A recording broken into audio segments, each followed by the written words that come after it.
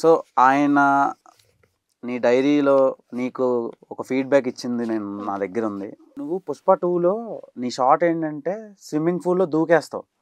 Swimming pool అన్నానేంటి చెరువులో దూకేస్తావు. Ball కోసం.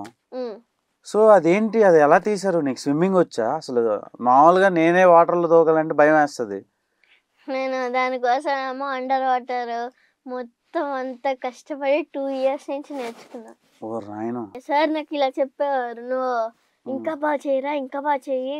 నేను మార్నింగ్ ఏమో అంటే ఆ 'పుష్ప1'కి అది గుండు కొట్టించే సీన్ ఉంటుంది కదా. అవును, అవును, అవును. ఆ 'పుష్ప 1లో' 'పుష్ప1లో' ఇలా గుండు కొట్టించే సీన్ కోసం 1 డే తీసుకున్నారు 6 o'clock వరకు.